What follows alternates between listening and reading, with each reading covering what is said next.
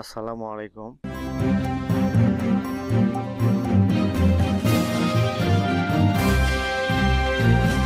সুপ্রিয় শিক্ষার্থী, আশা করছি তোমরা সবাই ভালো আছো।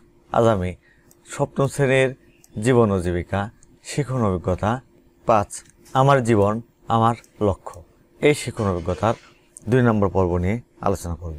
সুপ্রিয় শিক্ষার্থী, গত পর্বে আমরা এই দলগত কাজটি কীভাবে করতে হবে এবং এই ছকটি কীভাবে পূরণ করতে হবে সেটি নিয়ে আলোচনা করেছিলাম।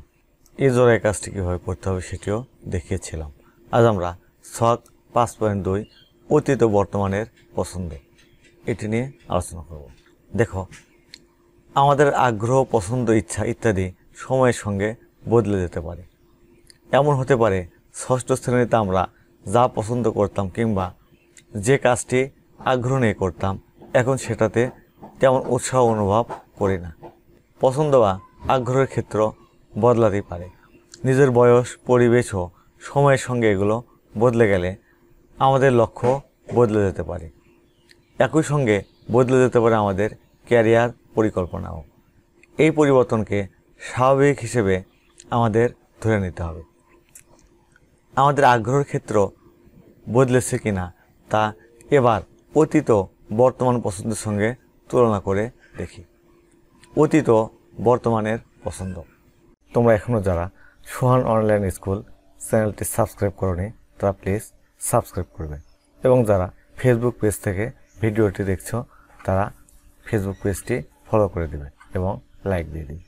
ছক 5.2 অতীত বর্তমানের পছন্দ। আগে আমি যা যা করতে পছন্দ করতাম বা ভালোবাসতাম, বন্ধুদের সাথে দল বেঁধে স্কুলে যেতে, দাদার সাথে বাজারে যেতে, নানার সাথে মেলা যেতে, বাসার ছোটো ছোটো কাজে সহায়তা করতে পছন্দ করতাম। এখন আমি যা যা করতে পছন্দ করি বা ভালোবাসি, ছোট গল্প, উপন্যাস, নাটক পড়তে পছন্দ করি। এছাড়া টিভি দেখা, অনলাইনে বিভিন্ন টিউটোরিয়াল দেখা, খেলতে যাওয়া ইত্যাদি পছন্দ করি। আমার পছন্দের ধরন বদলে যাওয়ার কারণ নিজের বয়স, পরিবেশ ও সময়ের পরিবর্তনের কারণে আমার পছন্দের ধরন বদল হয়েছে। পারিবারিক সহায়তা বা সমর্থন কোনটাতে আছে? আমার পছন্দের ক্ষেত্রে পারিবারিক সহায়তা বা সমর্থন আছে। তারপর চলো, জীবনের লক্ষ্য নিয়ে আমরা ক্লাসে বিতর্কের আয়োজন করি। এভাবে তোমরা শ্রেণীকক্ষে বিতর্কের আয়োজন, এভাবে তোমরা একটি আয়োজন করবে।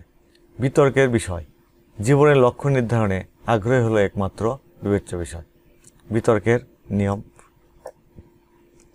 শিক্ষার্থীরা 2টি দলে ভাগ হয়ে যাও। লটারির মাধ্যমে পক্ষ বিপক্ষ দল নির্বাচন করো। প্রতি দল থেকে আলোচনার মাধ্যমে 3 জন করে ভালো বক্তা নির্বাচন করো। প্রথম, দ্বিতীয়, তৃতীয় বক্তা এবং তাদের মধ্যে দলনেতা কী হবে তা ঠিক করে নাও। বাকিরা সবাই নিজ দলের বক্তাদের জন্য তথ্য, যুক্তি ইত্যাদি সরবরাহ করো। নিজ নিজ দলে আলোচনা করে 3 বক্তার জন্য বক্তব্যের স্ক্রিপ্ট বানাও। অর্থাৎ তারা কি বক্তব্য দেবে এই বক্তব্যের জন্য একটা স্ক্রিপ্ট বানাতে হবে। ক্লাসে তোমরা আলোচনা করে স্ক্রিপ্ট তৈরি করবে, পরে ক্লাসে বিতর্কের আয়োজন করবে।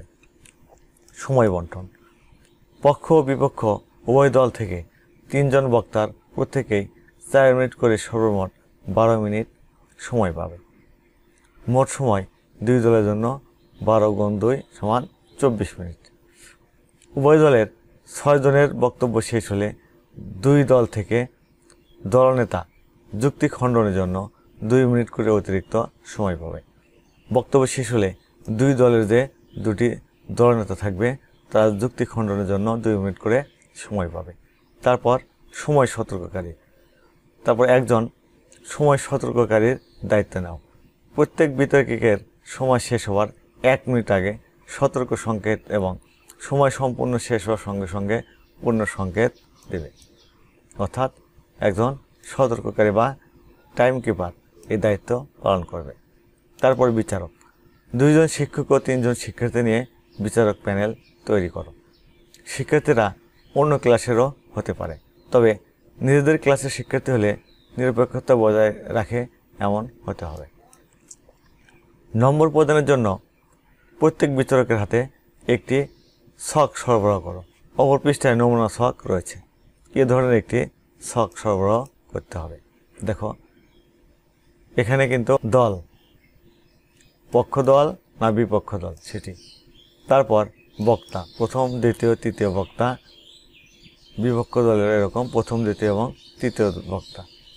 তারপর উপস্থাপনের উপর যে নাম্বার দেওয়া আছে দেখো, উপস্থাপন কৌশলে 5 নাম্বার, বাচনভঙ্গি উচ্চারণে 5 নাম্বার, শব্দচয়ন বাক্য বিন্যাস 5 নাম্বার, যুক্তি খণ্ডনে 5 নাম্বার, তথ্যের ব্যবহারে 5 নাম্বার, সে কী ধরনের তথ্য এবং তথ্য ব্যবহার করেছে তার উপর নাম্বার। তারপরে এখানে কোনটিতে কত নাম্বার পেল এভাবে মোট স্কোর এখানে যোগ করতে হবে। এভাবে 3 জন বক্তার ক্ষেত্রেই তাই হবে। করে আবার এই স্কোরগুলো যোগ করে সর্বমোট কত স্কোর হলো এই দলের সেটি নির্ধারণ করা হবে। আবার দেখো এখানেও একই কাজ করতে হবে, বিপক্ষ দলেরও একই কাজ করতে হবে, মোট কত স্কোর হলো সেটি, তারপর কোন দলের স্কোর বেশি হলো সে দল বিজয়ী হবে এবং সেরা বক্তার সর্বোচ্চ স্কোর এবং নাম এখানে লিখতে হবে। চলো এটি কিভাবে করবে তার একটি নমুনা আমরা আমাদের নোট থেকে দেখে নেব। এখানে আমরা এক নজরে দেখে নেব। দেখো নাম্বার এভাবে তোমাদের দিতে হবে, দেওয়ার পরে এভাবে সর্বমোট নাম্বার, প্রথম বক্তার কত, দ্বিতীয় বক্তার কত, তৃতীয় বক্তার কত এভাবে নির্ধারণ করবে। তারপর পক্ষ দলের স্কোর মনে করো 69, তারপরে বিপক্ষ দলের প্রথম বক্তা, দ্বিতীয় বক্তা, তৃতীয় বক্তার নাম্বার এভাবে দেবে। তারপরে মোট স্কোর মনে করো 71। এখানে যেহেতু বিপক্ষ দল বেশি নাম্বার পেয়েছে 71, এখানে বিজয়ী দল হচ্ছে বিপক্ষ দল এবং সেরা বক্তার নাম এখানে লিখবে। এভাবে তোমরা বিজয়ী দল এবং সেরা বক্তা নির্ধারণ করবে। সুপ্রিয় শিক্ষার্থী, আশা করছি বিষয়টি তোমরা বুঝতে পেরেছ। সুপ্রিয় শিক্ষার্থী, তোমরা এখনও যারা আমার চ্যানেলটি সাবস্ক্রাইব করোনি তারা প্লিজ সাবস্ক্রাইব করবে এবং ভিডিওতে লাইক দেবে। আজ তাহলে এখানে শেষ করছি। আল্লাহ হাফেজ।